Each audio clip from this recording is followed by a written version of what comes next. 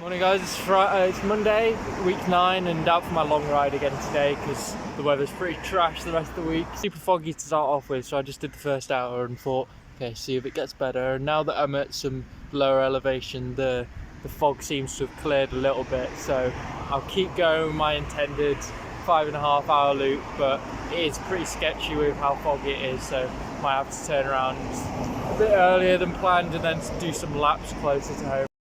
I haven't been filming, it's now 3.75 hours into the ride and just everyone okay, and yeah, feeling alright. As I'm heading back up north, the weather's getting a bit more foggy again. Now back to pea soup, not as bad as when I started, but yeah, feeling alright. Good that we're getting out today, even if it's not amazing. This is why I was tentative at the start of today's ride, because normally you can see all the Sheffield from here, and this is absolute fog. So the first 45 and last 45 minutes of the ride have just been in this crazy thick fog. So just with a dinky little rear light, it's pretty sketchy. So that's why I wasn't sure if I wanted to go all the way, but once I got down south, it cleared up nicely. Morning guys, it's Tuesday, just finishing my warm up. First session of the week, VO2 max session. Doing it inside because weather is not good.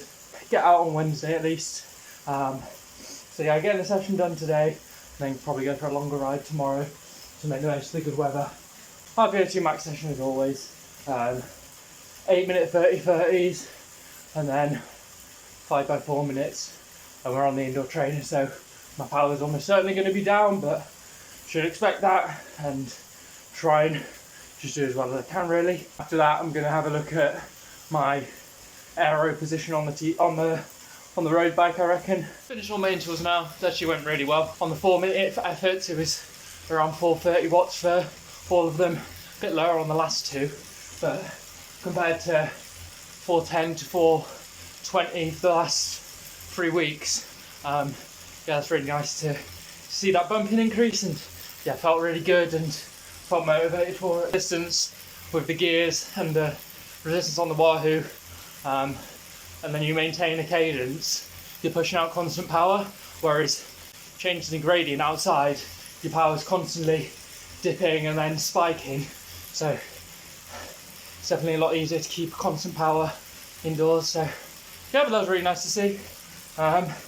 Just finishing my spin now. Had a little film of the aero position on the road bike.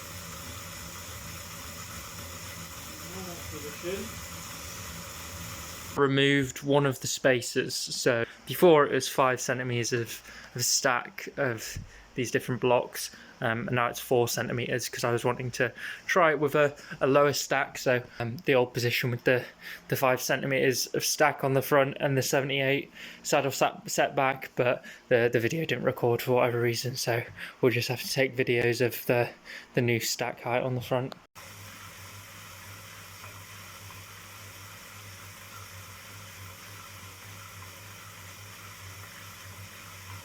Not very useful, that set of testing there, as I think I was just way too tired from my interval session, so I just played around with 2 positions of setback with the saddle. My original position, which might have felt better with the lower stack on the front, but might be a bit better because I feel like I can get a bit lower than the original stack. Then bringing the saddle forward to get more over the bottom bracket, it just felt too bunched and quad dominant, so I think that stretched out position is still the thing that I'd prefer, but want to continue testing it, and when I'm more fresh and can be a bit more comprehensive about it, rather than today where I think I was just too tired to get any meaningful testing done. Morning guys, it's Wednesday and it's kind of the last good weather of the week. It's actually lovely today, so making the most of it and getting out on the bike for another decently long ride. Running on about 4 hours today, so then we might be on the train the rest of the week, unfortunately. So yeah, like I say, make the most of the weather while you got it. One of the hardest climbs in the Peak District, this one, out in Bradfield.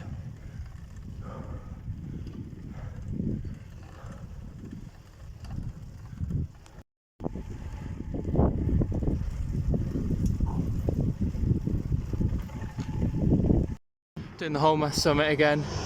This thing is absolutely gorgeous.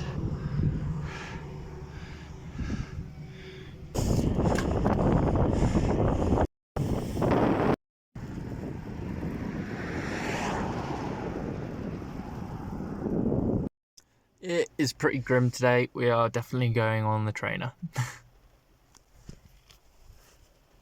Raining calmed down, so I've decided to get out on the bike instead of slogging it out on the trainer. Getting out a bit late, so hopefully I'll make it back before dark. If not, I've got lights. Aiming for about 3 hours. Roads are a bit slick, but hopefully not as much debris as the past few days, because not super heavy rain and wind.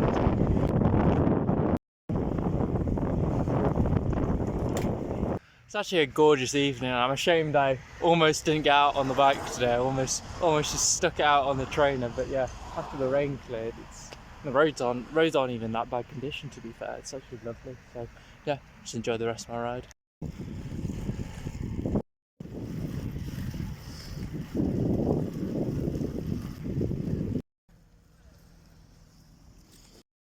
Morning guys, it's Friday. Now out for a session today. Now what we've got on the cards is 5-minute VO2 max effort, so need to actually give it everything on this and really get a good representation of where my VO2 max fitness is at. Hopefully that goes well. Then we just got a standard 1 hour tempo after that. Now that I'm warmed up, it's not feeling super cold, so I might ditch the jacket before I start. Gonna ditch the bottle here as well, just to make it more obvious that it's someone's stuff rather than just like a lost and found jacket. Then we'll crack on with the effort and then come back here and hopefully we've had a good one. Hello funky chickens. 5-minute effort there, got it done. 452 watts average, so based on how my VO2 max sessions have gone for the past 4 weeks, so those 4-minute intervals I've been doing, I'd say that's pretty good. But because I've been doing those efforts, I had a better idea of how to pace it. So for the other max efforts I was trying for the past few weeks, I was often blowing up on them because I was overshooting it with my target. But this one, like, I knew how to pace it, and I guess that kind of, it's very hard to negative split it. It's hard to push on in the second half, so you generally want to go off a bit harder, I think, and then better to fade. But I really didn't want to blow up on that 5-minute effort, because otherwise it's totally useless metric. So probably could have given it a bit more. Being honest, I wasn't feeling 100% with it today.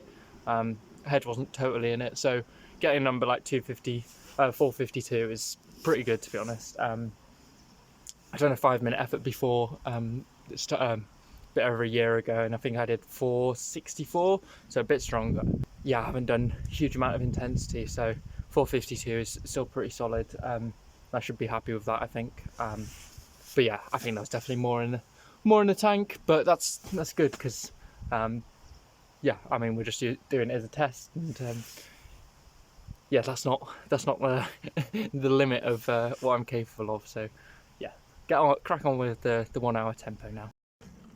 Done my hour tempo, nothing too special, but another 300 plus watts for an hour in the bank.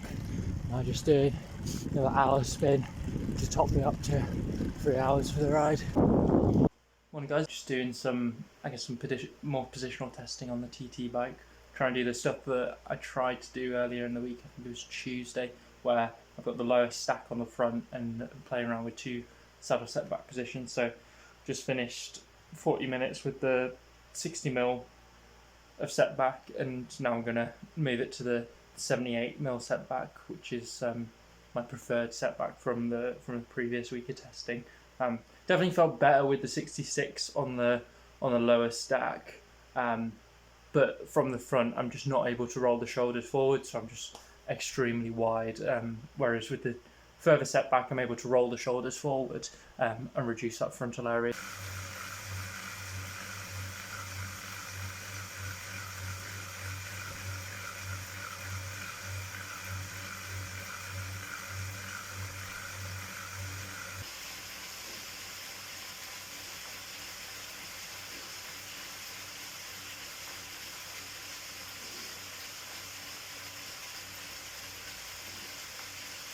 So after that round of aero testing, I can confidently say I don't really know which one's the better position.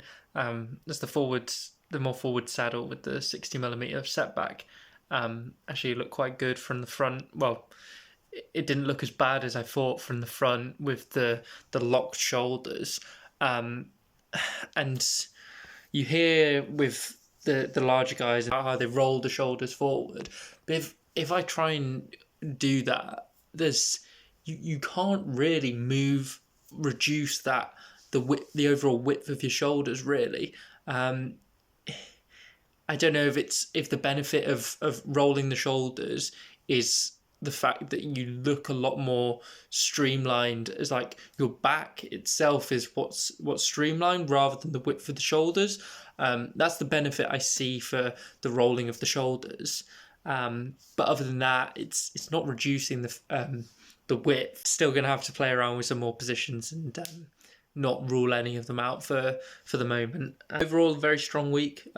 20 plus hours on the bike, which is probably up there with my biggest ever. And it might be my first 20-hour week actually.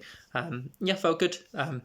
Actually didn't do much other stuff. Didn't do much of my strength and rehab stuff, and didn't go for any runs because had a bit of an issue with my foot. So ideally I would have done a bit of that. I was literally just cycling this week. It was 999 TSS of pure cycling, nothing else thrown in there. Next week hopefully I should start doing the strength and running stuff again now that the foot's feeling a little bit better.